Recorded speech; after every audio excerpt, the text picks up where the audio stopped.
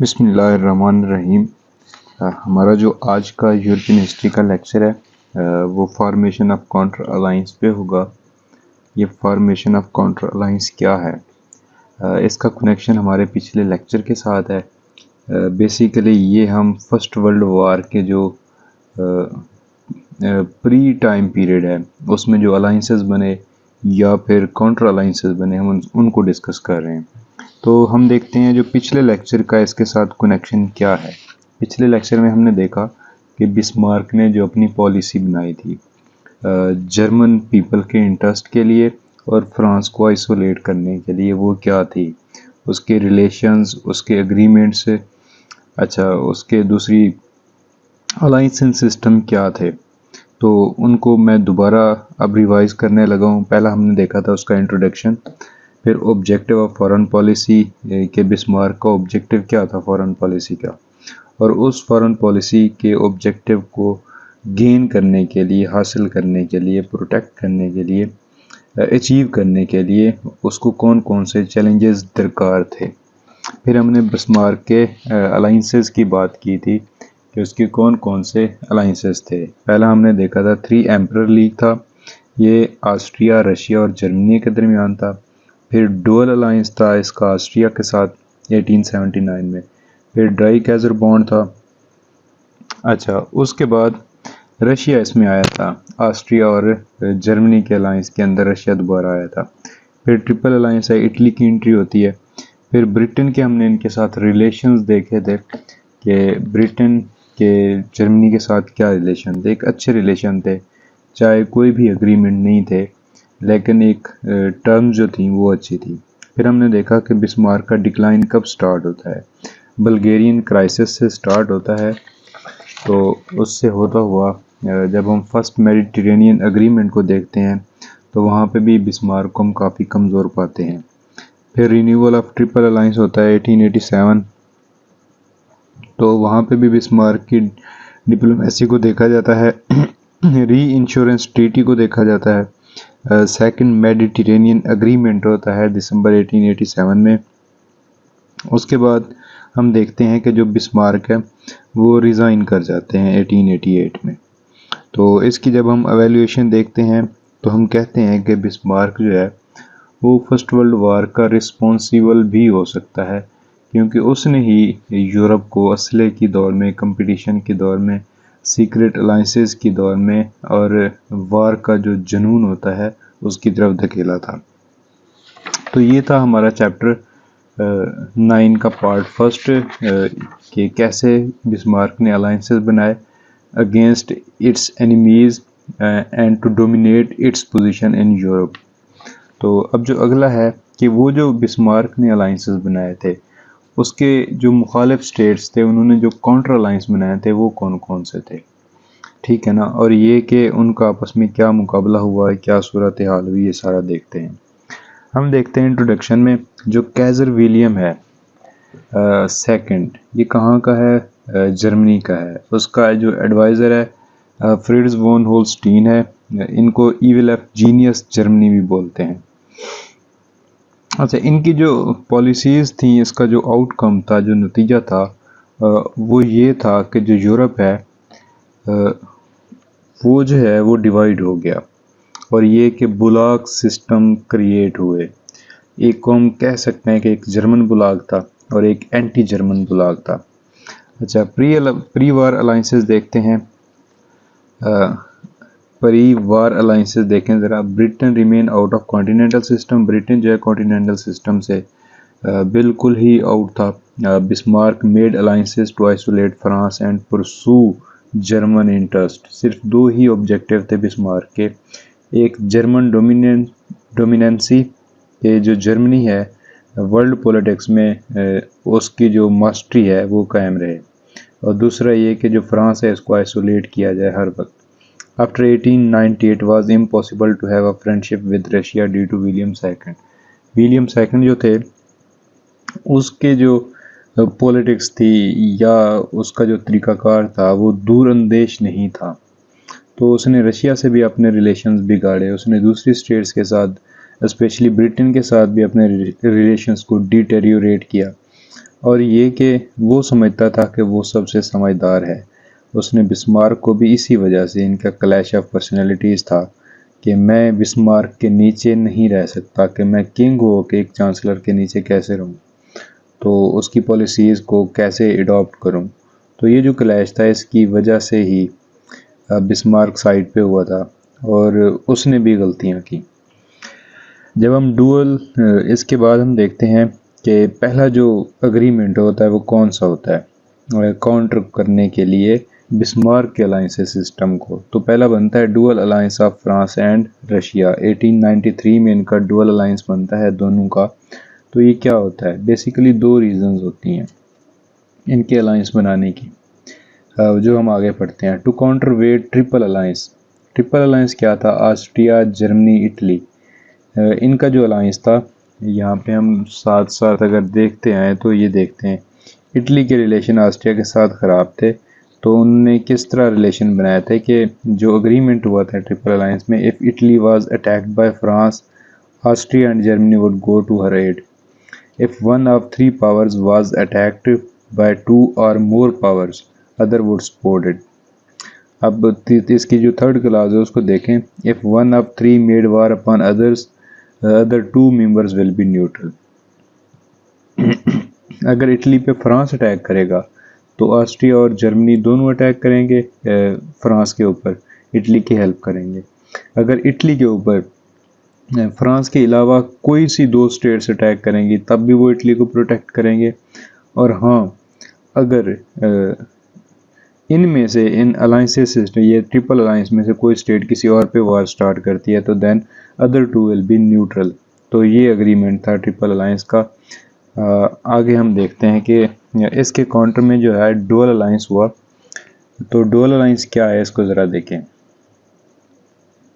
कि ऑस्ट्रिया और Germany, Austria और रशिया और फ्रांस एक दूसरे की हेल्प करेंगे। अच्छा, क्यों करेंगे, उसके पीछे क्या रीज़न थी, ये अग्रीमेंट क्यों होता है, ठीक है ना। इसको हम ज़रा देखते हैं। एक तो ये था increasing antagonism between Germany and Russia. Russia और जर्मनी के दरमियान एंटागोनिज्म स्टार्ट हो गया था। अच्छा, रिमूवल ऑफ बिस्मार्क। बिस्मार्क क्योंकि रशिया को अपने साथ मिला के रखता था, अब बिस्मार्क नहीं था तो जो किंग कैज़र विलियम सेकंड है वो इतना अच्छा लीडर नहीं था, अच्छा किंग नहीं साबित हुआ। Attitude of Kaiser to Britain. Britain के साथ भी उसका जो अग्रीमेंट था, जो रवैया था, बिहेव था, वो भी बड़ा हार्श किस्म का था, बड़ा ख़राब था। तो ये तीन चार चीज़ें हैं जिसकी वजह से फ्रांस और रशिया का आपस में अग्रीमेंट होता है, जिसको हम डुअल अलायंस बोलते हैं। क्या आगे एक देखते हैं। In any case of an attack on France और Russia by a third power they would support each other. ये अग्रीमेंट था, ये डुअल अलायंस का अलायंस जो था फ्रांस और रशिया का, उसके मुताबिक ये एक क्लास थी जो मेन थी कि फ्रांस या रशिया पे कोई भी स्टेट अटैक करेगी तो वो दोनों मिल के एक दूसरे को प्रोटेक्ट करेंगे, एक दूसरे को हेल्प आउट करेंगे। इसका रिजल्ट क्या था डुअल अलायंस का, इसको ज़रा डिस्कस करते हैं। Germany will face war on both eastern and western sides of the border. कि जो जर्मनी है वो अब ईस्ट साइड पे भी और वेस्ट साइड पे भी, दोनों साइड से जर्मनी को वार का सामना होगा अगर जर्मनी किसी एक के साथ वार में जाता है। अगर वो फ्रांस पे अटैक करेगा then Russia will attack on Germany and also France. अगर वो रशिया पे अटैक करेगा then France will attack on Germany, also Russia will attack on Germany. तो इस तरह की जो सूरत हाल थी ये बड़ी ही परेशान कौन थी जर्मनी के लिए। France moved out of isolation, Russia's position strengthen. जो फ्रांस है उसका जो सिस्टम था जिसको बिस्मार्क ने आइसोलेट किया हुआ था, अब वो आइसोलेशन से निकल आया था क्योंकि अब उसको एक साथी मिल गया था। और जो रशिया की पोजीशन है, जो उसकी इंटरनल इंस्टेबिलिटी थी या इंटरनल वीकनेस थी, वो भी स्ट्रांग हो गई। और ये कि रशिया की जो कमज़ोरी थी कि हर सूरत हमने बना के रखनी है जर्मनी के साथ, वो पोजीशन भी काफ़ी बेहतर हो गई। Britain were more in isolation. Britain isolation में क्यों चला गया, क्योंकि अब रशिया और फ्रांस की आपस में दोस्ती हो गई है। तो रशिया जो है वो मेडिटेरेनियन में, ब्लैक सी में, एजियन सी में, तो वहाँ पे उसकी पोजीशन बड़ी स्ट्रांग हो गई थी। जो ईस्टर्न क्वेश्चन है उस मैटर में अब रशिया का लग रहा था कि वो डोमिनेट करेगा। दूसरा ये कि फ्रांस जो है वो भी अब रशिया का साथ देगा, तो ब्रिटेन, जर्मनी वैसे साथ नहीं दे रहा, फ्रांस की वैसे नहीं बनती ब्रिटेन के साथ, रशिया अब ब्रिटेन फ्रांस के साथ हो गया। तो ये जो एक अलायंस सिस्टम बना, तो इसकी वजह से ब्रिटेन जो है वो ज़्यादा आइसोलेशन में चला गया, और ब्रिटेन को जो सबसे ज़्यादा तहफ़्फ़ुज़ात थे वो उनकी कॉलोनीज़ थी, कि ब्रिटेन की जो कॉलोनीज़ थी वो अंडर थ्रेट ना आ जाएं। अच्छा, ब्रिटेन इंटरेस्ट वर चैलेंज्ड बाय रशिया। अच्छा, रशिया की तरफ से जो ब्रिटेन मफादात हैं, इंटरेस्ट हैं, वो बड़े चैलेंज किए गए रशिया की तरफ से। अब थ्रेट था एक, कैसे? पर्शिया में, अफगानिस्तान में और ईस्ट एशिया में। पर्शिया जो आजकल का ईरान है, यहाँ पे ये उस वक्त पर्शियन एम्पायर थी। अच्छा, फिर हम अफगानिस्तान की बात करते हैं, ये ईस्ट एशिया की बात करते हैं। यहाँ पे इम्पैक्ट ऑफ आर्मीनियन मैस्क्री 1896। 1896 में आर्मीनिया में एक मस्करी होती है। 6000 आर्मीनियन जो हैं उनके कॉन्स्टेंटिनोपल के अंदर political campaign against Turks to demand Britain government to attack to take action.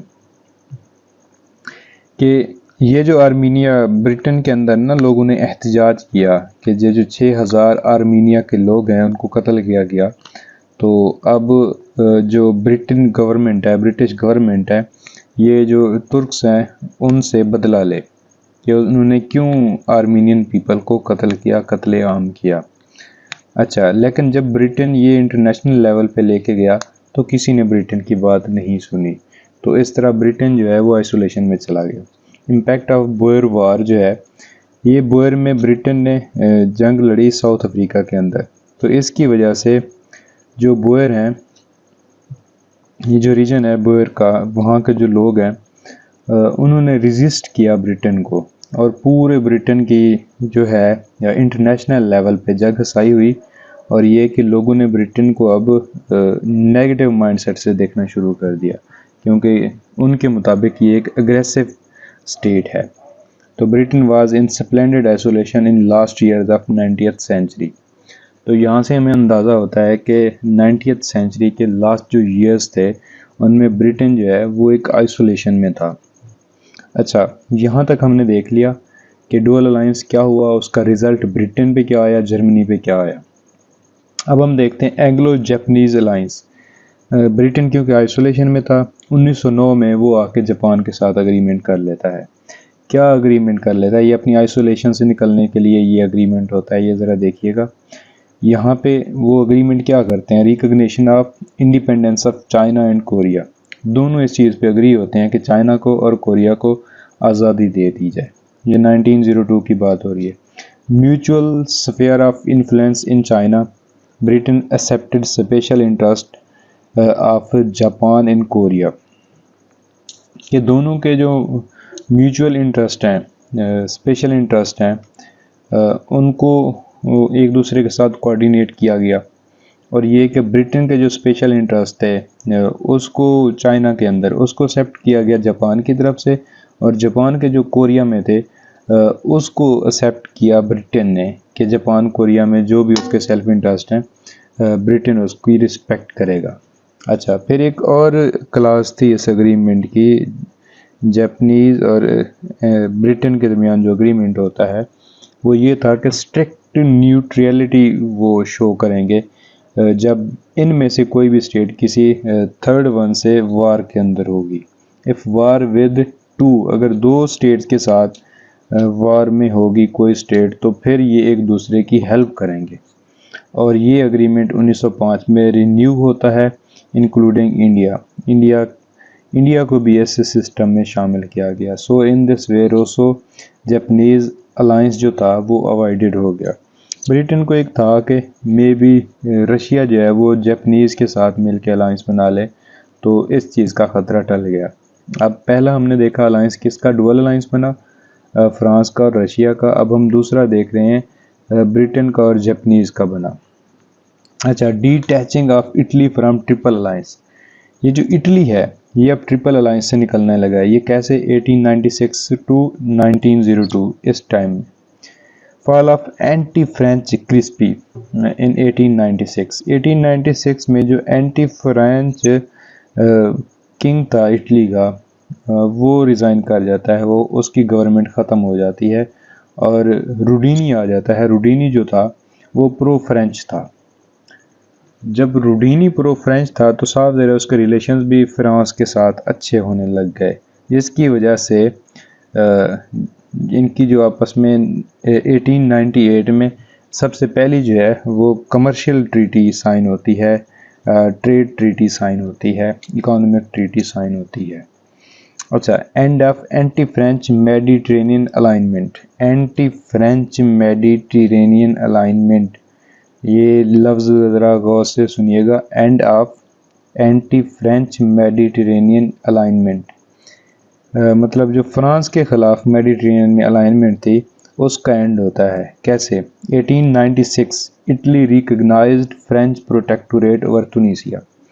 तुनीसिया में जो इनके इख्तलाफात थे, इटली कहता था कि ये मेरा प्रोटेक्टोरेट है, फ्रांस कहता मेरा है, तो फ्रांस ने 96 में इटली ने इसको रिकग्नाइज़ कर लिया कि जो तुनीसिया है उस पे जो राइट है वो फ्रांस का है। In 1900 France recognised Italian interest in Libya and Italy recognised French interest in Morocco. Check करें ज़रा, सबसे पहले इटली रिकग्नाइज कर लेता है फ्रेंच प्रोटेक्टोरेट तुनीसिया के अंदर, फिर फ्रांस 1900 में आके 4 साल बाद आके जो इटली के इंटरेस्ट थे लीबिया के अंदर उनको एक्सेप्ट कर लेता है कि जो लीबिया पे राइट है वो इटली का होगा। और इटली बदले में फ्रांस के इंटरेस्ट मोरक्को में है, जो मोरक्को पे वो कब्ज़ा करना चाह रहा था उसको एक्सेप्ट कर लेता है। यहाँ पे एक चीज़ मैं बार बार बता रहा हूँ, पहले लेक्चर में मैं बताया कि इनकी जो क्लैशेज़ हैं वो ओटोमन एम्पायर के ऊपर हैं ऑलमोस्ट, कि ओटोमन एम्पायर या अफ्रीकन जो स्टेट्स हैं उनमें जो इन्होंने कॉलोनीज़ बनाई या कब्ज़े किए या ओटोमन एम्पायर को डिवाइड किया इन्होंने, क्योंकि वो सिक मैन ऑफ द यूरोप उस वक्त कहलाता था कि हर कोई उस पर चढ़ दौड़ता था और उसकी जो टेरिटरीज़ हैं उसको हथियाने के चक्करों में होता था। तो यहाँ पे ये यूरोपियन स्टेट्स एक दूसरे के साथ लड़ रही हैं, एक कहती है ये टेरिटरी मेरी होगी, दूसरी कहती है ये मेरी होगी। तो यहाँ पे भी तुनीसिया पे अब इटली ने एक्सेप्ट कर लिया कि जो फ्रांस है वो तुनीसिया को अपने कब्ज़े में लेगा, और फ्रांस ने कहा कि इटली लीबिया को अपने कब्ज़े में लेगा, दे विल एक्सेप्ट दिस। और इटली ने कहा कि फ्रांस अगर मोरक्को पे अटैक करेगा, उसको अपने कब्ज़े में लेगा, तो then Italy will accept it. तो ये वाला सीन था। अच्छा, आगे देखते हैं फ्रैंको इटालियन एग्रीमेंट 1902। अच्छा, 1900 में यहाँ तक मामलात हुए। फिर आगे बढ़ते हैं 1902 में, after renewal of triple alliance. Triple alliance जब होता है 1902 में रिन्यू होता है, उसके दूसरे रोज़ इटली का फ्रांस के साथ एग्रीमेंट हो जाता है। क्या है? सेकंड डे के ऊपर एग्रीमेंट होता है, neutrality of each other in case of war. अगर इनमें से कोई भी वार में होगा तो जो दूसरी स्टेट होगी वो न्यूट्रलिटी शो करेगी। That was agreement. अच्छा, एंग्लो फ्रेंच इंतांत 1904। अच्छा, 1902 में ये एग्रीमेंट होता है। अच्छा, ये अब सारे जर्मनी के ख़िलाफ़ हैं, जर्मनी के काउंटर अलाइंसेस कर रहे हैं। वो जो पहले जर्मनी ने अलाइंसेस बनाए थे अब उसको काउंटर अलाइंस किया जा रहा है। अच्छा, एंग्लो फ्रेंच इंतांत 1904 देखते हैं। जो क्वीन है वो मर जाती है।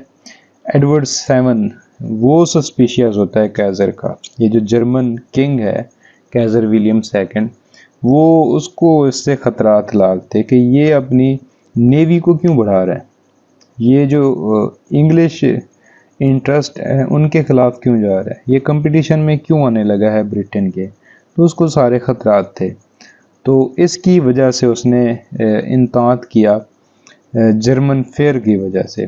तो इंतात कोडियल 1904 क्या था? ये फ्रांस के साथ अब इनका एग्रीमेंट होता है। क्या है? France recognise the British occupation of Egypt, कि ब्रिटेन जो इजिप्ट को ऑक्यूपाई कर रहा है तो फ्रांस उसको एक्सेप्ट कर लेता है, उसको रिकग्नाइज कर लेता है। Britain agreed to not oppose French sphere of influence in Morocco. अब पहले इटली ने एक्सेप्ट कर लिया फ्रांस का मोरक्को के ऊपर हक को, राइट को, कि फ्रांस इसको ऑक्यूपाई करेगा। अब ब्रिटेन भी कर रहा है। कि ब्रिटेन इस चीज़ की मुखालफत नहीं करेगा। और ये कि they will support each other policies in Egypt and Morocco, कि जो भी इजिप्ट और मोरक्को के अंदर ये पॉलिसीज़ इम्प्लीमेंट करेंगे वो दोनों एक दूसरे की पॉलिसीज़ को एक्सेप्ट करेंगे और सपोर्ट करेंगे। Regular consultation on naval and military matters, के नेवल के और मिलिट्री के जो इश्यूज़ हैं, मैटर्स हैं, वो रेगुलर बेसिस पे एक दूसरे के साथ कोऑर्डिनेट करेंगे। Clause of Morocco kept secret due to Morocco as an international supervision since 1880। उन्होंने इस क्लास को सीक्रेट रखा मोरक्को की क्योंकि मोरक्को जो था उस वक्त इंटरनेशनल सुपरविजन के अंदर था, ताकि ये स्टेट्स आपस में ना लड़ सकें। अब आगे देखते हैं आगे क्या होता है। टेस्टिंग ऑफ अलाइनमेंट, कि ये जो इन्होंने अलाइनमेंट की एग्रीमेंट किए, कौन कौन से एग्रीमेंट किए। एक डुअल अलायंस बनता है फ्रांस का रशिया के साथ, ठीक है ना। फिर आगे देखते हैं डुअल अलायंस का रिज़ल्ट, फिर ब्रिटेन का जर्मनी के साथ जो रिलेशंस डिटेरियोरेट होते हैं। फिर हम देखते हैं कि जापान के ब्रिटेन के साथ एग्रीमेंट होता है, अलायंस बनता है 1902 में। फिर ये कि इटली जो है वो एग्रीमेंट कर लेता है फ्रांस के साथ। फिर हम देखते हैं कि फ्रांस इंतांत में आता है ब्रिटेन के साथ। यहाँ पे बेसिकली मैं आपको बताता चलूँ कि कौन कौन सी स्टेट का कैसे कैसे होता है। सबसे पहले काउंटर अलाइंसेस है ना, काउंटर अलाइंसेस। यहाँ पे सबसे पहले हम देखते हैं कि डुअल अलायंस होता है। डुअल अलायंस किस किस के दरमियान होता है? ये फ्रांस के और रशिया के दरमियान होता है। फिर हम देखते हैं ब्रिटेन जापानीज जो है उनके साथ अलायंस होता है। ब्रिटेन का एंग्लो जापानीज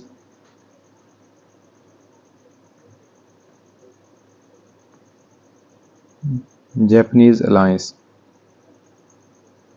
अच्छा, ये पहला, ये दूसरा एग्रीमेंट, ये काउंटर अलायंस जो होते हैं। फिर हम देखते हैं फ्रैंको इटालियन एग्रीमेंट होता है। फ्रांस का एग्रीमेंट होता है इटली के साथ, ठीक है ना, 1902। फिर हम देखते हैं चौथा जो है एंग्लो, ब्रिटेन का फ्रांस के साथ इंतांत होता है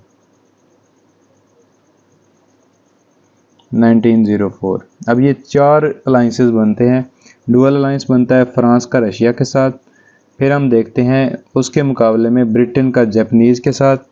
फिर हम देखते हैं कि फ्रांस का इटली के साथ होता है। फिर हम देखते हैं कि ब्रिटेन का फ्रांस के साथ भी हो जाता है। तो ये जो 3-4 एग्रीमेंट होते हैं ये काउंटर अलाइंसेस इनको हम बोलते हैं। और ये किसके होते हैं खिलाफ? जर्मनी के मोस्टली खिलाफ होते हैं। जर्मनी के जो अलाइंसेस सिस्टम थे उनको काउंटरवेट करने के लिए होते हैं। अब अगला हम देखते हैं testing of alignment. Russo Japanese war होती है 1904 से 1905 में। अब रशिया की और जापान की हो रही है। इस दौरान ब्रिटेन का एग्रीमेंट हुआ है किसके साथ? 1904 में उसके साथ।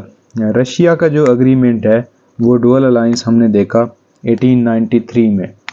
तो यहाँ पे हम देखते हैं कि क्या होता है over Manchuria and Korea. Russia की और जापान की वार होती है मंचूरिया और कोरिया के इशू पे। रशिया को शिकस्त होती है क्योंकि इंटरनेशनल सिचुएशन जो है वो बड़ी मुख्तलिफ है। ट्रीटी ऑफ पोर्ट्स माउथ जो है उसके ज़रिए रशिया अपनी शिकस्त एक्सेप्ट कर लेता है। अच्छा, लेकिन यहाँ पे हम देखते हैं कि ब्रिटेन और जो फ्रांस है इनका जो बॉन्ड है इनके साथ, ब्रिटेन का किसके साथ? जापान के साथ। और जो फ्रांस है उसका रशिया के साथ, उसमें कोई भी ब्रीकेज नहीं आती। अच्छा, फिर हम देखते हैं कि फर्स्ट मोरक्कन क्राइसिस 1905 टू 1906। ये जो मोरक्को था, अब हम देख रहे हैं कि फ्रांस कहता था कि इस पे मेरा हक है। तो अब उस पे एक इशू क्रिएट होता है, उसको ज़रा देखते हैं कि ये क्या था। जब ये इशू स्टार्ट होता है फर्स्ट मोरक्कन क्राइसिस 1905 to 06, उस वक्त क्या था, ब्रिटेन के पास 44 बैटलशिप्स थी, जर्मनी के पास 16 थी और फ्रांस के पास 12 थी। तो क्या होता है, कैज़र विलियम सेकंड जो जर्मनी का किंग है वो विज़िट करता है मोरक्को का विज़िट करता है। तो मोरक्को का जो किंग है वो फ्रेंच इन्फ्लुएंस की बात करता है कि जो फ्रांस है उसका इन्फ्लुएंस बहुत ज़्यादा बढ़ गया हुआ है। अब स्टेट के जितने भी मैटर्स हैं वो फ्रांस की हाँ की वजह से चलेंगे, अगर फ्रांस उनमें ना करता है तो वो मैटर्स नहीं चल सकते। मतलब ऑल इन ऑल जो पावर है, जो अथॉरिटी है वो फ्रांस है जो मोरक्को को चला रही है, और ये बात हमारे लिए बड़ी ही परेशान कुन है। तो जिसकी वजह से जर्मनी इंटरनेशनल कन्वेंशन बुलाता है इस मैटर के ऊपर। अच्छा, जब इंटरनेशनल कन्वेंशन बुलाता है तो वहाँ पे क्या सीन होता है ये ज़रा देखिएगा। स्पेन के अंदर ये कॉन्फ्रेंस होती है,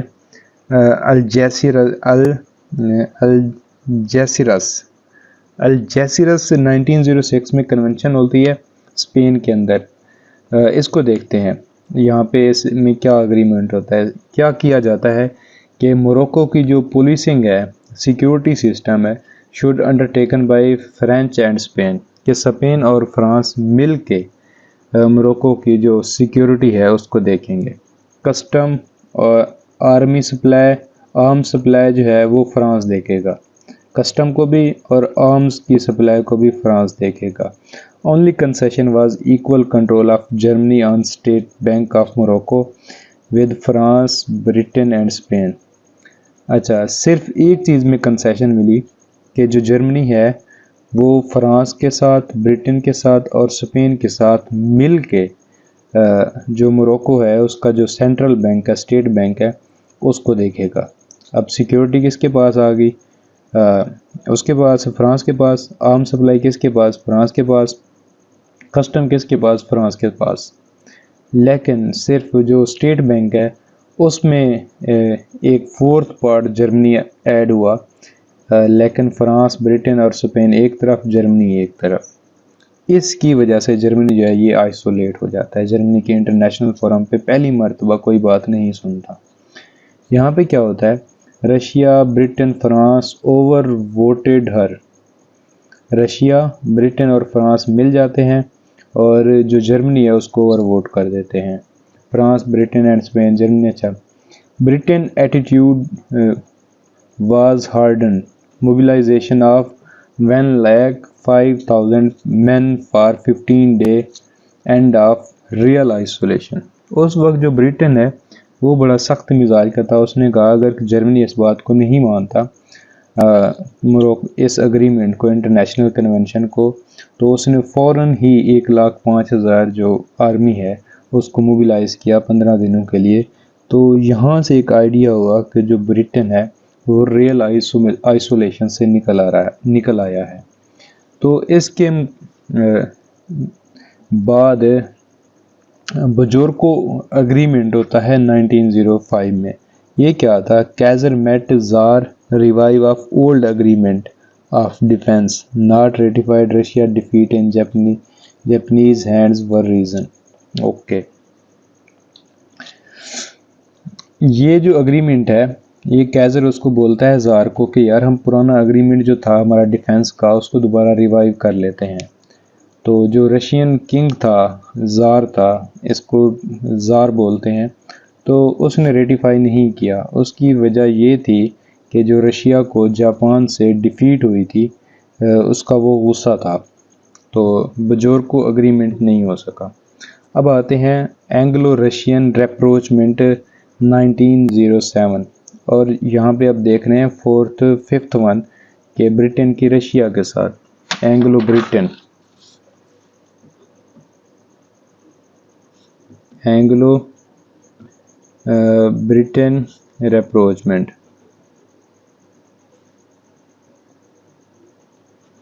ये फिफ्थ वन अग्रीमेंट है 1907 में।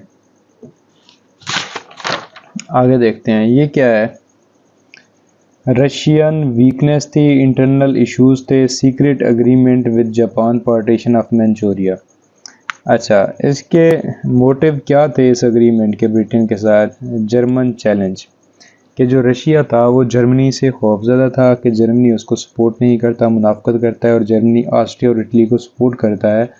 तो रशिया ने गुस्से की वजह से, एक तो अंदर से कमज़ोर था, ब्रिटेन की मुखालफत नहीं कर सकता था, इंटरनल इश्यूज़ थे, ठीक है ना। तो जापान के साथ सीक्रेट एग्रीमेंट चाहता था कि जो मंचूरिया है इसकी पार्टीशन कर दी जाए, और दूसरा ये कि जर्मनी से उसको ख़तरात थे, जिसकी वजह से ब्रिटेन और रशिया एक दूसरे के करीब है। एंग्लो रशियन एग्रीमेंट होता है एक्नॉलेज्ड चाइनीज़ सोवरेनिटी, वो चाइना की जो सोवरेनिटी है उसको एक्सेप्ट कर लेते हैं। अफ़गानिस्तान जो है इसको एक्सेप्ट किया गया कि इस पे प्रोटेक्टोरेट जो है वो ब्रिटेन का होगा, और पर्शिया जो है इसको डिवाइड किया जाएगा, आधा पर्शिया ब्रिटेन को मिलेगा, आधा रशिया को मिलेगा। जो नॉर्थ है साइड वो रशिया की होगी, साउथ पर्शिया और मिडल ईस्ट जो है वो ब्रिटेन को मिलेगा। फॉर्मेशन ऑफ ट्रिपल एंटांत, क्योंकि क्योंकि फॉर्मेशन ऑफ ट्रिपल एंटांत क्यों कहा गया? क्योंकि फ्रांस और रशिया जो है इसके पहले से एग्रीमेंट थे, ठीक है ना, और फ्रांस और ब्रिटेन के भी एग्रीमेंट थे, ठीक है ना। अब ये तीनों मिल रहे हैं आपस में, फ्रांस, रशिया, ब्रिटेन। तो ये अलग अलग करते हैं, फ्रांस एक एग्रीमेंट करता है रशिया के साथ, रशिया एग्रीमेंट करता है ब्रिटेन के साथ, और ब्रिटेन एग्रीमेंट करता है फ्रांस के साथ। ये तीन, इसको इंतांत इसलिए बोलते हैं कि सब एक दूसरे के साथ एग्रीमेंट करते हैं अलग अलग करके। तो ये क्या था, इसको ज़रा देखते हैं। Russia France agreement, France Britain agreement, Britain Russia agreement. अच्छा, इसके बाद एक इशू आता है बोस्नियन एनेक्सेशन क्राइसिस 1908 में। 1908 में ये क्या क्राइसिस था, इसको ज़रा देखते हैं। Series of crisis in Bosnia, Morocco and Balkans. यहाँ से असल में फ़र्स्ट वर्ल्ड वार जो है उसके शवाहिद मिलने स्टार्ट होते हैं, कि यहाँ से basically first world war start हो जाती है। लेकिन जो उसकी प्रैक्टिकल शेप है वो आगे जाके स्टार्ट होती है। ये भी बेसिकली वो 1914 से स्टार्ट होती है, लेकिन ये भी इंडिकेशन है कि यहाँ से फ़र्स्ट वर्ल्ड वार है, क्योंकि अलायंसेस सिस्टम जो है वो मैच्योर हो के अब एक दूसरे को काउंटर कर रहे थे, कॉन्फ्लिक्ट में आ रहे थे एक दूसरे के साथ। Okay, origin of Bosnian crisis क्या था? मैं आपको सबसे पहले बोस्निया का बताता चलूँ कि बोस्निया कहाँ पे है और ये क्राइसिस क्या था, किस तरह के मामलात थे। सबसे पहले हम इस मैप को देख लेते हैं। ये बोस्निया है, इसके ऊपर ऑस्ट्रिया हंगरी है, ठीक है ना। इसके नीचे टर्किश एम्पायर है, ये टर्किश ओटोमन एम्पायर का हिस्सा है सारे। इस साइड पे रशिया है। अच्छा, तो इधर ब्रिटेन है, ये फ्रांस है साथ। अच्छा, अब देखते हैं कि असल इशू क्या था। ये बोस्निया का इशू है, ये सर्बिया है, ये रोमानिया है, ये बल्गेरिया है। इन चीज़ को देखिएगा कि बोस्निया जो है ये इटली के करीब है। तो ऑस्ट्रिया हंगरी जो है इसको अनेक्स करता है। क्यों करता है, किस लिए करता है, इसके बाद नतायज क्या आते हैं, इसको ज़रा देखते हैं। Bosnian crisis, revival of Russian interest. हम देखते हैं कि 1897 में, 1903 में जो रशिया है उसके बाल्कन्स में इंटरेस्ट बढ़ने लग जाते हैं। तो ऑस्ट्रिया इसके करीब हो कि ऑस्ट्रिया और रशिया इस चीज़ पे एग्रीमेंट करते हैं कि जो स्टेटस को है बाल्कन में उसको मेंटेन करेंगे। Austria agreed to maintain status quo in Balkans. अच्छा, murder of Stambul, national leader of Bulgaria. Bulgaria का एक नेशनल लीडर है, उसको मर्डर किया जाता है। ये बल्गेरिया है इसका। आगे देखते हैं फिर क्या होता है। Russia came back to Balkans after defeat in east. जब इसकी जापान से लड़ाई होती है तो ईस्ट में ये हारता है जंग, तो ये दोबारा बाल्कन्स में आ टपकता है, क्योंकि ये बाल्कन्स से हार के क्रीमियन वार हम देखते हैं, फिर टर्किश इशू देखते हैं, रोसो टर्किश वार देखते हैं। तो वहाँ पे जब ये हारता है तो फिर ये ईस्ट की तरफ निकल जाता है, लेकिन जब वहाँ पे हारता है तो दोबारा बाल्कन में आ जाता है। अब एक इशू ये था, रिवाइवल ऑफ रशियन इंटरेस्ट। अच्छा, आगे हम देखते हैं साउथ स्लैव प्रॉब्लम। ये स्लैविक जो पीपल थे ये आपस में मिल के ये चाह रहे थे कि हमारी एक अलग स्टेट हो, और ये तीनों, ये जो बल्गेरिया है, सर्बिया है, तो ये सारी स्टेट्स मिल के, मोंटेनेग्रो है, ये सारी स्टेट्स मिल के अग्रीमेंट करना चाह रहे थे कि हमारी एक बिग स्टेट हो जिसमें सिर्फ स्लैव पीपल हों। यहाँ पे देखते हैं फॉरेन मिनिस्टर ऑफ ऑस्ट्रिया जो था वो क्या चाहता था, एन एक्सपेंशन, ठीक है ना, to Serbia was the target. Serbia पे वो अटैक करना चाहता था, सर्बिया जो है इसको एनेक्स करना चाहता था, ये ऑस्ट्रिया इसको, ठीक है ना। तो क्या होता है आगे, उसका ज़रा रिज़ल्ट देखिएगा।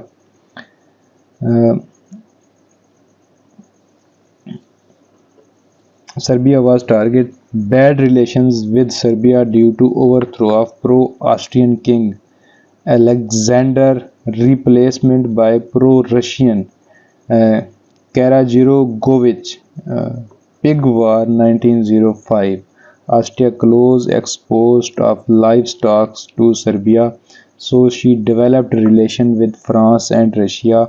Two solution for Austria: concession to South Slavs to win them over, अच्छा, preventive war to crush Serbia.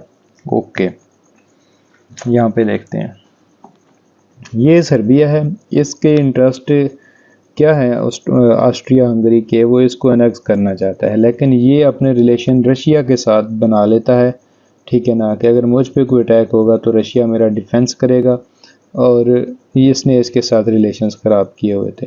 और सीन ये होता है कि इसका जो किंग था पहले प्रो ऑस्ट्रियन था, लेकिन जो बाद में आया वो प्रो रशियन था। जब वो प्रो रशियन था, रिलेशन उसने रशिया के साथ बना लिए, इनके साथ जो रिलेशन है वो डिटेरियोरेट होते हैं, और बदले में ये क्या करता है, ये इसको लाइफ स्टॉक की एक्सपोर्ट रोक देता है सर्बिया को। तो सर्बिया फ्रांस से और रूस से अपनी लाइफ स्टॉक या जो दूसरी नीड्स हैं वो पूरी करने लग जाता है। तो सर्बिया का ये मसला था, पहला हमने देखा। एक रीज़न ये थी कि जो रशिया है वो स्लैव जो इशू है वो ये है कि जो रशिया है वो दोबारा बाल्कन में आ गया है, वो इन इलाकों के साथ रिलेशंस बनाना चाह रहा है, और वो ओटोमन एम्पायर उसकी जो टेरिटरीज़ हैं उनको एनेक्स करना चाहता है अपने पर्सनल इंटरेस्ट के लिए, और ऑस्ट्रिया भी यही करना चाहता है। तो इनके यहाँ पे क्लैश ऑफ इंटरेस्ट आ जाता है। तो यहाँ पे जब ये प्रो रशियन आता है तो रिलेशन डिटेरियोरेट होते हैं सर्बिया के और ऑस्ट्रिया के। फिर है young Turk movement. Young army officer wanted reestablished control over territories such as Bosnia Herzegovina. Okay, ये जो यंग तुर्क्स हैं वो इन इलाकों पे, बोस्निया और हर्जेगोविना और दूसरी इलाकों पे वो बड़े एक्टिव हो जाते हैं, ठीक है ना। तो वो अलग रियासतें कायम करना चाहते हैं इन ओटोमन एम्पायर की टेरिटरीज़ के ऊपर, तो इसको यंग तुर्क मूवमेंट भी बोलते हैं। ये 3 रीज़न थी बोस्नियन क्राइसिस की। आगे देखते हैं, एनेक्स ऑफ बोस्निया 1908। 1908 में क्या होता है, इवोल्स्के और हेरेंथल agreed at Buchloe that annexation would be accepted if Austria supported for Russia to open the straits।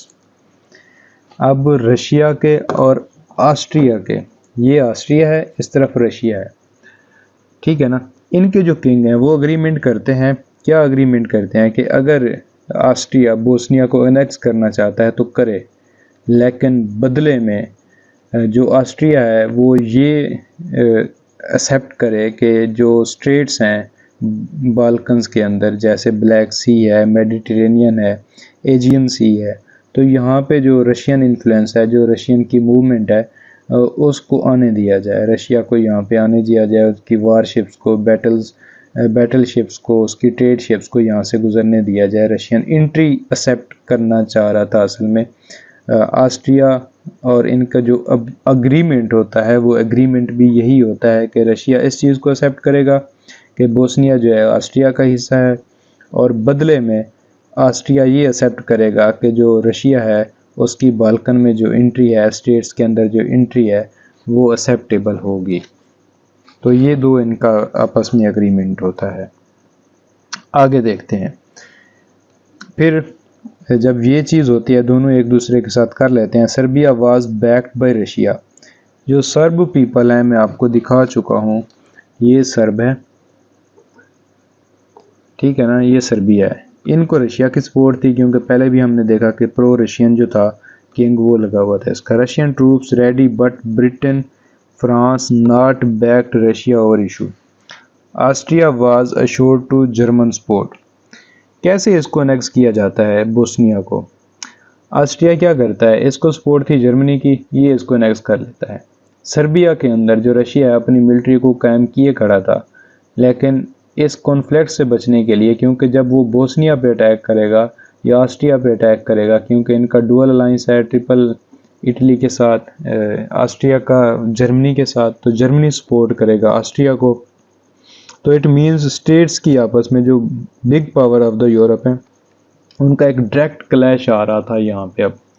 तो उस डायरेक्ट क्लैश से बचने के लिए जो फ्रांस है और ब्रिटेन है, उसने रशिया को ज़्यादा सपोर्ट नहीं किया, लेकिन जर्मनी ने ऑस्ट्रिया को अच्छा खासा सपोर्ट किया। और बदले में क्या होता है कि ऑस्ट्रिया बोस्निया को अनेक्स कर लेता है, इसको अनेक्स करने में कामयाब हो जाता है, और रशिया कुछ भी नहीं कर पाता। हालांकि जो बोस्निया है, जो सर्बिया है, उसमें वो रेडी था अटैक करने के लिए ऑस्ट्रिया के ऊपर। अच्छा, Serbia was backed by Russia. अच्छा, Austria was assured of German support, ठीक है ना। ऑस्ट्रिया जो था उसको जर्मन सपोर्ट थी, तो इस वजह से उन्होंने कहा कि हम लड़ते नहीं हैं, एग्रीमेंट एक दूसरे के साथ कर लेते हैं। तो एग्रीमेंट क्या होता है, 2.4 मिलियन पाउंड जो हैं वो ओटोमन एम्पायर को उसमें कंपनसेशन में दिए जाते हैं। जो हमारे पास उन्होंने किसको उसके अनेक्स किया, बोस्निया को अनेक्स करने के बदले में 2.4 मिलियन पाउंड जो है वो ऑस्ट्रिया देता है उसको, ओटोमन एम्पायर को। सिग्निफिकेंस ऑफ एनेक्सेशन देखते हैं ज़रा। इनकरेजमेंट टू ऑस्ट्रिया ने जैसे ही बोस्निया को अनेक्स किया, तो उसमें हौसला बढ़ गया कि मज़ीद टेरिटरीज ओटोमन एम्पायर की वो उसको अनेक्स करना चाहिए। Exaggeration of Serbian nationalism. जो सर्बियन नेशनलिज्म है वो ज़्यादा बहुत ही अग्रेसिव तरीके से बढ़ने लग गया, राइज करने लग गया। ब्लैक हैंड एक ऑर्गेनाइजेशन है, वो हैब्सबर्ग ऑफिशियल्स को असैसिनेट कर देते हैं गुस्से की वजह से। And increase Italian discontent, agreed with Russian to support over states in exchange of Tripoli. अच्छा, ऑस्ट्रिया फिर रशिया के साथ एग्रीमेंट करता है कि अगर उसने स्टेट्स में आना है, वो उसको एक्सेप्ट करेगा कि रशिया स्टेट्स में, बाल्कन स्टेट्स में आ सकता है, लेकिन बदले में ट्राइपोली पे जो प्रोटेक्टोरेट होगा, राइट होगा, वो किसका होगा, ऑस्ट्रिया वो होगा। कि आगे वाले टाइम पीरियड में ऑस्ट्रिया ट्राइपोली पे कब्ज़ा कर सकता है, उसको अनेक्स कर सकता है। ये था बोस्नियन क्राइसिस। फिर हम देखते हैं बोस्निया को अनेक्स किया ऑस्ट्रिया ने, ठीक है ना। जब ऑस्ट्रिया ने अनेक्स किया तो फिर क्लैशेस बढ़ गए रशिया के ऑस्ट्रिया के साथ, और क्योंकि इनके आपस में अलाइंसेस सिस्टम था, ऑस्ट्रिया को सपोर्ट कर रहा था जर्मनी, और रशिया को सपोर्ट कर रहा था फ्रांस, और कौन, ब्रिटेन। तो क्योंकि फ्रांस और ब्रिटेन ने रशिया को ज़्यादा सपोर्ट नहीं किया, तो वार को रोकने के लिए इंटरनेशनल कन्वेंशन बुलाई गई, जिसमें ये एग्रीमेंट होता है कि जो बोस्निया है उसको अनेक्स करने की सूरत में जो इंडेमनिटी है या कंपनसेशन है वो की जाए। तो 2.4 मिलियन पाउंड की कंपनसेशन की गई ओटोमन एम्पायर को। फिर इसका हमने सिग्निफिकेंस देखा कि किस तरह ये जो एनेक्सेशन है, ये जो अनेक्स किया गया इसको, इसकी वजह से ऑस्ट्रिया को मज़ीद इनकरेजमेंट होती है, और दूसरा ये कि सर्बियन जो नेशनलिज़म है वो राइज़ कर जाता है, और तीसरा ये कि इस इटली जो है वो रशिया के साथ एग्रीमेंट करने में विल शो करता है। क्या विल शो करता है कि अगर रशिया ने बाल्कन्स में आना है, स्टेट्स में आना है, तो इटली ऑस्ट्रिया इसको सपोर्ट करेगा, बदले में ट्राइपोली ऑस्ट्रिया को देगा, या उसको एक्सेप्ट करेगा रशिया ट्राइपोली के प्रोटेक्टोरेट पे। हम देखते हैं 1911 में सेकंड मोरक्कन क्राइसिस। ये क्या है, फ्रांस का जो प्रोटेक्टोरेट है इसको देखते हैं। Recent occupation of Fez by सेडिन, gunboat, Panther to Agadir. ये क्या था? फ्रांस ने ऑक्युपाई किया फिज को, तो बदले में जर्मनी ने गन बूट पैंथर जो था उसको एजिडीर पे पहुंचा दिया। Germany demand whole French Congo in compensation. अब ये लड़ाई है कहाँ पे? ऑक्युपेशन ऑफ फिज जो है ये साउथ अफ्रीका की बात हो रही है, ठीक है ना। फ्रांस ने इस पे कब्जा किया, जर्मनी को गुस्सा आ गया। जर्मनी ने कहा कि यहाँ पे तो मेरा प्रोटेक्टोरेट था, आपने इस पे कब्जा क्यों किया? तो बदले में जर्मनी ने डिमांड की कि पूरा जो कांगो है फ्रांस का, पूरे कांगो पे फ्रांस ने कब्जा किया हुआ है, कंपनसेशन के तौर पर मुझे ये मिलना चाहिए। इस बात को समझिएगा आप। मोरक्कन क्राइसिस है, ठीक है ना। तो फ्रांस ने कब्जा किया फिज के ऊपर अफ्रीकन स्टेट्स के अंदर, ठीक है ना। तो जो जर्मनी है उसने कहा कि फ्रांस ने अगर इस पे कब्जा किया है तो बदले में हमें कांगो दिया जाए। लेकिन क्या होता है कि ब्रिटेन जो है इस चीज़ में इंटरवीन करता है और जर्मनी जो है फ्रांस के इस प्रोटेक्टोरेट को एक्सेप्ट करता है, ठीक है ना, मोरक्को के, और बदले में उसको कांगो दिया जाता है। ये जो फिज का इलाका है ये मोरक्को का इलाका है, ठीक है ना। फ्रांस इस पे कब्जा करता है, ठीक है ना। जर्मनी को गुस्सा आता है, ठीक है ना। वो कहता है कि मुझे कोंगो दिया जाए, लेकिन कोंगो के थोड़े से हिस्से, थोड़े से पार्ट जर्मनी को दे के इस मैटर को रफा दफा कर दिया जाता है। 1912 में एंटी जर्मन फ्रेंच जो था पीएम बनता है और एंटी रशियन, ठीक है ना, रिप्लेस्ड एंटी रशियन, ठीक है। जर्मनी का जो पीएम जो फ्रांस का बनता है नेक्स्ट 1912 में, उसके ताल्लुकात जर्मनी से अच्छे नहीं हैं, ठीक है ना। तो वो इसकी वजह से जो जर्मनी और फ्रांस के रिलेशंस हैं मज़ीद बिगड़ जाते हैं। कंसिक्वेंसेस ऑफ 1911, इस जो मोरक्कन क्राइसिस है उसके क्या कंसिक्वेंसेस होते हैं? लीबियन वार होती है 1911 से 12 में। क्या होती है लीबिया के अंदर? इटली लीबिया को इन्वेड करना स्टार्ट करता है, इटली, ठीक है ना। इसका एक रिजल्ट ये होता है, क्योंकि पहला इकदाम लिया किसने? फ्रांस ने मोरक्को का इलाका जो था फिज उस पे कब्जा किया, उसको ऑक्युपाई किया। बदले में जो इटली है वो लीबिया पे अटैक करता है, उसको इन्वेड करता है।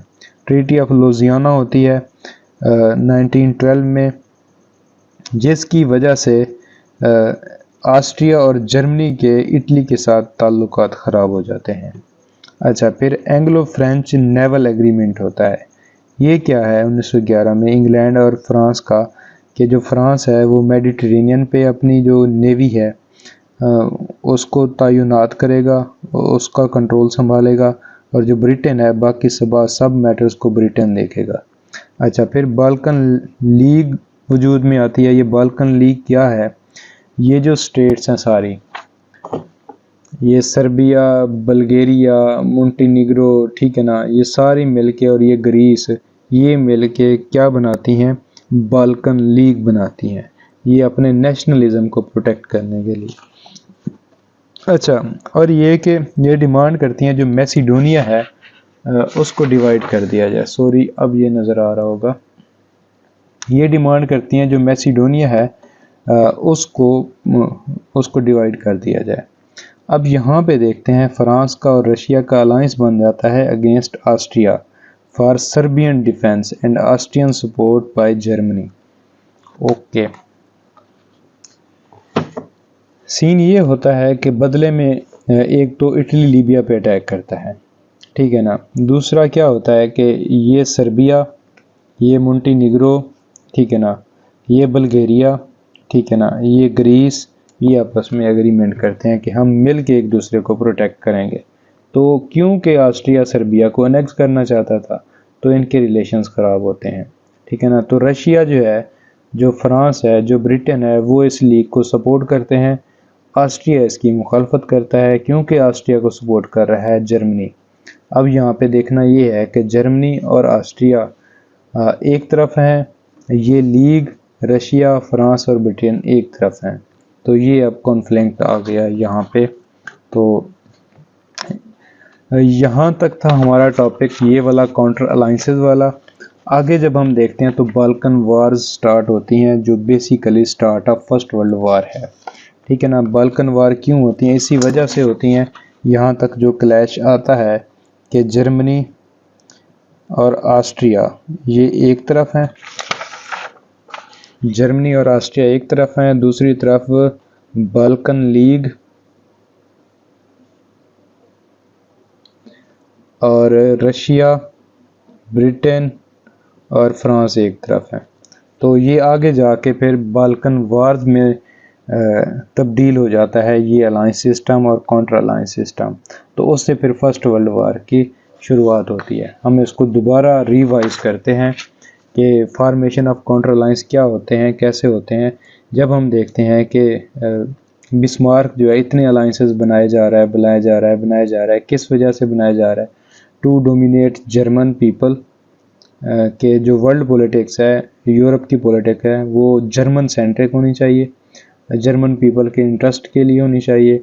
और दूसरा ये कि टू आइसोलेट फ्रांस को आइसोलेट करने के लिए। ठीक है ना। सबसे पहले डुअल अलायंस बनता है फ्रांस का रशिया के साथ, क्योंकि रशिया के इंटरनल मैटर्स ख़राब होते हैं, उसको पैसों की ज़रूरत होती है। तो वो जब पैसे डिमांड करता है, उधार डिमांड करता है, लोन डिमांड करता है जर्मनी से, तो जर्मनी उसको नहीं देता, जिसकी वजह से रशिया जो है फ्रांस उसको ऑफ़र करवाता है कि मैं आपको पैसा भी देता हूँ और आपको असला भी देता हूँ। तो फ्रांस ने रशिया के साथ एग्रीमेंट किया 1893 में। इसका नतीजा ये हुआ कि फ्रांस आइसोलेशन से निकल आया, और ये कि जर्मनी को दो साइडों से जंग का ख़तरा हुआ, और दूसरा ये कि जो ब्रिटेन है वो भी आइसोलेशन में चला गया। अच्छा, फिर ब्रिटेन और जर्मनी के रिलेशन आपस में ठीक नहीं रहे। फिर हमने देखा कि एंग्लो जैपनीज़ अलायंस बनता है कि वो एक दूसरे को सपोर्ट करेंगे। फिर इटली जो है वो ट्रिपल अलायंस से निकल जाता है, ऐसे समझ लें। और क्या करता है इटली जो है वो फ्रांस के साथ एग्रीमेंट करता है। जब इटली फ्रांस के साथ एग्रीमेंट करता है, उसके बाद ब्रिटेन के भी फ्रांस के साथ अच्छे ताल्लुकात स्टार्ट हो जाते हैं। और ये एक अनहोनी बात थी कि ब्रिटेन और फ्रांस का एग्रीमेंट हो जाता है। यहाँ तक हम आते हैं, फिर हम देखते हैं रशिया की और जापान की वार होती है, लेकिन इसका इन अलाइंसेस पे कोई असर नहीं पड़ता। फिर फर्स्ट मोरक्कन क्राइसिस देखते हैं। फिर हमने देखा कि अल्जेसरस जो है यहाँ पे एक एग्रीमेंट होता है, जिसमें हम देखते हैं कि जर्मनी को आइसोलेशन का सामना करना पड़ता है। फिर हम देखते हैं कि ब्रिटेन की और रशिया का आपस में एग्रीमेंट होता है। फिर ये इनका जो ट्रिपल इंतात होता है, किस किस का? रशिया का, फ्रांस का ब्रिटेन का, और ब्रिटेन का रशिया का। फिर हम देखते हैं कि जो ऑस्ट्रिया है वो बोस्निया को अनेक्स कर लेता है 1908 में। ठीक है ना। फिर हमने बेसिस देखी कि ये क्यों बोस्नियन क्राइसिस स्टार्ट होता है। एक ये कि रशिया बाल्कन में आ जाता है, एक ये वजह है, एक ये कि जो स्लेविक पीपल हैं उनमें एक नेशनलिज्म जो है वो राइज करता है। तीसरा हम देखते हैं कि यंग तुर्क जो हैं वो अब रीइस्टेब्लिश करना चाहते हैं ओटोमन एम्पायर की जो रिट है वो उसको कहाँ पे, वो उस पे European territories of Ottoman empire में। फिर हम देखते हैं कि बोस्निया को 1908 में अनेक्स कर लिया जाता है, जिसको बाद में एक एग्रीमेंट के ज़रिए कंपनसेशन दी जाती है 2.4 मिलियन पाउंड्स की, किसको? ओटोमन एम्पायर को। इस एनेक्सेशन का हम नतीजा ये देखते हैं कि ऑस्ट्रिया को हौसला मिल जाता है, वो मज़ीद टेरिटरीज़ को अनेक्स करने के लिए आगे बढ़ जाता है। अच्छा, सर्बियन नेशनलिज्म इससे राइज करता है, क्योंकि एक थ्रेट बढ़ जाता है सर्ब्स पीपल को कि ऑस्ट्रिया हमें भी अनेक्स करेगा। और दूसरा ये कि इटली जो है वो भी अब आगे बढ़ना स्टार्ट हो जाता है। इटली अब किसके साथ एग्रीमेंट करना शुरू हो जाता है? रशिया के साथ। कि रशिया अगर बाल्कन स्टेट्स में आता है तो बदले में ट्रिपोली जो है वो इटली को मिलेगा। सेकंड मोरक्कन क्राइसिस देखते हैं हम। जो फ्रांस है वो आखिरकार मोरक्को पे कब्ज़ा करने लग जाता है, उसका जो फिज का इलाका है उस पर अटैक करता है, उसको अनेक्स कर लेता है, जिसकी वजह से जर्मनी को गुस्सा आता है। जर्मनी वार की तरफ चला जाता है फ्रांस के साथ।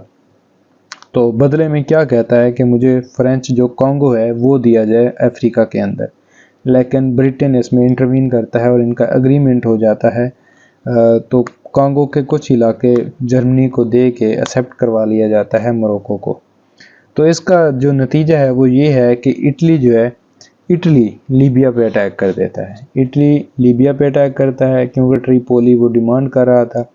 दूसरा ये कि ऑस्ट्रिया और जर्मनी के साथ इटली के रिलेशंस ख़राब हो जाते हैं। इटली के ऑस्ट्रिया और जर्मनी के साथ रिलेशंस ख़राब होते हैं और ब्रिटेन और फ्रांस जो है वो आपस में एग्रीमेंट कर लेते हैं, ठीक है ना, कि मेडिटेरेनियन के अंदर जो नेवी है उसको कंट्रोल किस नेवी जो है वो फ्रांस की नेवी देखेगी मेडिटेरेनियन इश्यूज़ को, वाटर्स को, सीज़ को, और ब्रिटेन जो है ओवरऑल देखेगा। फिर बाल्कन लीग वजूद में आती है जिसके साथ हम देखते हैं कि सर्बिया, बुल्गारिया, ग्रीस और मोंटेनिग्रो ये स्टेट्स मिल के बनाती हैं बाल्कन लीग, जो कि एक्सेप्टेबल नहीं है फ्रांस को, एक्सेप्टेबल नहीं है ऑस्ट्रिया को, और इसकी वजह से एक अलायंस बनता है और एक काउंटर अलायंस बनता है। जर्मनी और ऑस्ट्रिया एक तरफ आ जाते हैं, बाल्कन लीग, रशिया, ब्रिटेन और फ्रांस एक तरफ आ जाते हैं। तो यहाँ पे हमारा टॉपिक एंड होता है। तो इंशाअल्लाह आपसे मिलते हैं नेक्स्ट टॉपिक में बाल्कन्स वार के साथ। हम इंशाअल्लाह इसको अच्छे तरीके से डिस्कस करेंगे। तो तब तक के लिए अल्लाह हाफ़िज़, अपना ख्याल रखिएगा।